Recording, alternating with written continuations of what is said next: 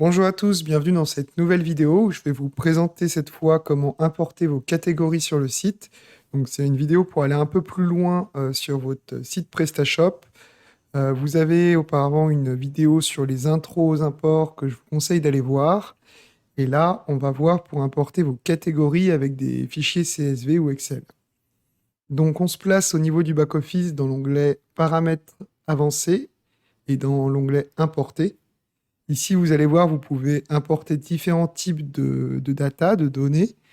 On va se placer sur les catégories pour ce tuto. Ici, à droite, vous avez les champs disponibles. C'est en fait toutes les données que vous allez pouvoir importer via votre fichier. Juste en dessous de ces champs disponibles, vous avez des fichiers exemples CSV. Donc nous, on va se baser sur celui des catégories. On va bien voir colonne par colonne, ligne par ligne, ce qu'il faut mettre dedans afin de ne pas faire d'erreur lorsque vous allez importer vos données. Une fois que vous avez rempli votre fichier, vous allez pouvoir le télécharger ici. Et à côté, vous avez un historique des derniers fichiers téléchargés. En dessous, vous allez sélectionner la langue et les séparateurs si c'est un fichier au format CSV. Et ensuite, vous avez différents paramètres que vous pouvez cocher. Donc, vous pouvez supprimer l'ensemble des catégories avant l'import. Attention, si vous faites ça, ça supprime vraiment toutes les catégories de votre PrestaShop, même la catégorie racine. Du coup, on va y revenir dans le fichier, mais si vous supprimez en mettant oui ici, eh bien, il faudra recréer une catégorie racine. Je vais vous montrer après comment faire. Ensuite, vous avez la possibilité d'ignorer la régénération des miniatures. Ça signifie qu'en fait, lorsque vous allez importer vos images de catégorie, eh bien, on ne va pas régénérer les images pour en faire des miniatures. Nous, on vous conseille ici de mettre oui, car déjà pour importer les images et les miniatures, il vaut mieux le faire manuellement pour ne pas faire d'erreur. Donc en se connectant au back-office, dans la partie catégorie et faire importer son image de miniature. De plus, ça risque de prendre du temps et potentiellement de créer des bugs lors de l'import. Donc on vous conseille de mettre oui ici. L'onglet suivant, c'est pour forcer les identifiants. Donc là, c'est important, c'est un onglet pour mettre à jour vos données, mettre à jour vos catégories. Si vous mettez oui ici, en fait, dans la colonne des ID des catégories que vous allez indiquer, on va forcer l'identifiant, on va forcer cet ID, et donc ça va mettre à jour les données de la catégorie en question. Et enfin, vous avez le paramètre pour envoyer une notification à l'administrateur une fois que l'import a été réalisé. Je vous conseille ici de mettre oui, comme ça, il y a certains imports qui vont prendre du temps et ça va vous certifier que l'import a été fait. Une fois que vous avez tout bien rempli, vous mettez étape suivante et vous allez passer à l'import. Donc on se retrouve sur ce fichier exemple qu'on a téléchargé sur le back-office. On va voir colonne par colonne à quoi correspondent ces valeurs à importer. Et il faut savoir que chaque ligne va correspondre à une catégorie importée. Alors la première colonne, c'est pour les ID des catégories. Comme je viens de vous le dire, au niveau du back-office, vous pouvez faire forcer les identifiants ici, mettre les bons numéros d'ID qui existent déjà sur votre site, et ainsi, ça va mettre à jour vos données pour chacune des catégories. Je vous montre rapidement au niveau du back-office où retrouver ces ID de catégories. Donc, on est dans l'onglet Catalogue, puis Catégories, et ici, vous retrouvez dans la première colonne les ID correspondant aux catégories. Donc vous pouvez également laisser ici cette colonne vide et PrestaShop va attribuer un ID de catégorie automatiquement. Nous, on vous conseille quand même de mettre des ID de catégorie, comme ça vous allez savoir à quoi ça correspond, telle ou telle catégorie va correspondre à tel ou tel numéro. Ça va vous faciliter ensuite la vie pour l'arborescence du site. La colonne numéro 2, c'est pour activer ou non la catégorie. Donc si vous mettez 0, la catégorie va rester inactive. Si vous mettez 1, c'est pour l'activer. Ensuite, vous avez la colonne pour le nom de la catégorie. C'est une colonne obligatoire, donc pensez à la remplir. Si vous voulez mettre des noms de catégories identiques, c'est pas possible de le faire via import, ça va pas fonctionner. Il faudra le faire manuellement. Donc pensez bien à la syntaxe, de ne pas mettre deux fois les mêmes noms de catégories.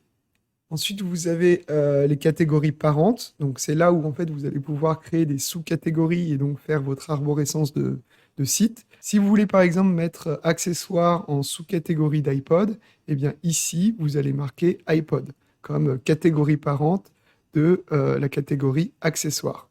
Donc, ici, faites bien attention quand vous mettez iPod à la syntaxe. Si vous faites une erreur, ça ne va pas fonctionner ou recréer une catégorie.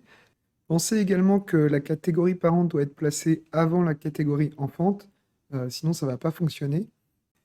Et également, si vous ne voulez pas attribuer de catégorie parente, si vous voulez qu'en fait ça soit rattaché à la racine du site, eh bien ici vous allez mettre Home si votre site est en anglais ou Accueil si c'est en français.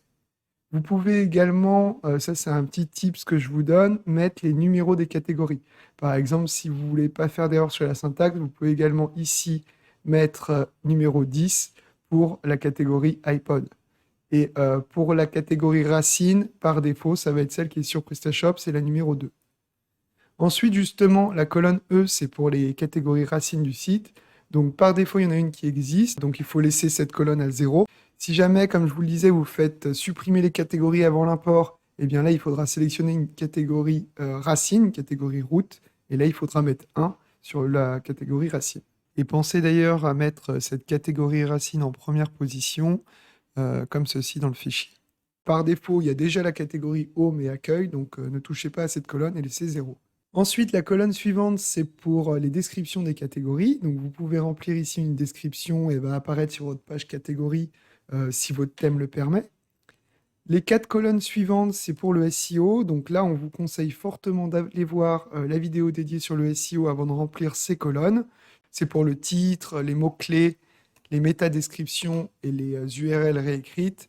Donc ça, c'est pour ce qui est du référencement SEO. Avant de remplir ça, allez voir la vidéo dédiée. Et enfin, la dernière colonne, c'est pour l'image, l'URL de l'image. Alors là, vous allez devoir mettre en fait l'URL d'une image qui est hébergée par votre fournisseur. Pour retrouver cette URL qui est hébergée chez votre fournisseur, vous allez faire clic droit sur l'image, vous allez faire ouvrir dans un nouvel onglet, et puis là, vous allez faire copier l'adresse de l'image, copier l'URL de l'image. Et ici, vous allez pouvoir copier cette URL qui va du coup s'afficher pour votre catégorie. Vous avez également la possibilité de faire cet import d'image via FTP. Alors là, attention, c'est bien plus compliqué. Il faut avoir des compétences poussées pour travailler sur votre serveur. Je vous montre quand même comment faire. Il faut vous connecter via FileZilla à votre serveur. Puis, vous placez les images à importer dans un dossier images, par exemple, comme celui-ci. Ensuite, vous revenez sur le fichier à emporter, le fichier CSV. Et là, vous allez entrer le bon chemin, la bonne URL, pour faire l'import de votre image de catégorie. Donc ici, vous allez mettre le nom de domaine, / le nom du dossier, / le nom de l'image, et .jpeg si l'image est au format JPEG. Il faut bien respecter la syntaxe, sinon ça ne va pas fonctionner. Nous, dans tous les cas, on vous conseille de le faire manuellement, c'est-à-dire vous ne vous occupez pas des images pour le moment. Vous faites vos imports de catégories et les images, vous le ferez manuellement depuis le back-office après. Ça va vous éviter d'une part de faire des erreurs et de créer des bugs lors de l'import, et d'autre part de bien vérifier que vous importez les bonnes images pour vos catégories, comme c'est très simple à faire depuis le back-office. Une fois que vous avez fini votre fichier, vous allez sur votre back-office, vous allez dans Paramètres avancés, Importer, vous sélectionnez Catégorie, vous choisissez du coup le fichier que vous avez rempli. Ici, vous allez pouvoir paramétrer comme on a vu en début de vidéo. Et puis, vous pouvez faire ici étape suivante. Ensuite, on a ici les bonnes colonnes à remplir. Si vous avez que 2 colonnes, évidemment, il n'y aura que 2 colonnes qui vont s'afficher et vous choisissez le bon titre de la colonne. Ensuite, vous faites importer et vos catégories vont s'importer. Voilà, là, je vous ai montré comment importer vos catégories dans un site simple avec une seule boutique, mais il faut savoir que PrestaShop permet de faire du multi-boutique. On a une vidéo dédiée qui explique ce qu'est le multi-boutique, je vous conseille d'aller la voir. Pour importer des catégories communes dans toutes vos boutiques, vous vous placez dans le contexte toutes les boutiques. Et si vous souhaitez importer des catégories différentes dans chacune des boutiques, dans ce cas, vous cliquez sur le contexte où vous voulez importer vos catégories. Par exemple ici, si je veux importer des catégories spécifiques à la boutique Electronics, eh bien je me place dans la boutique Electronics, puis je fais importer, en faisant bien attention d'avoir des ID différentes catégories si je veux que ces catégories ne soient pas partagées avec les autres boutiques. Voilà, merci d'avoir suivi ce tuto et je vous dis à bientôt pour une nouvelle vidéo.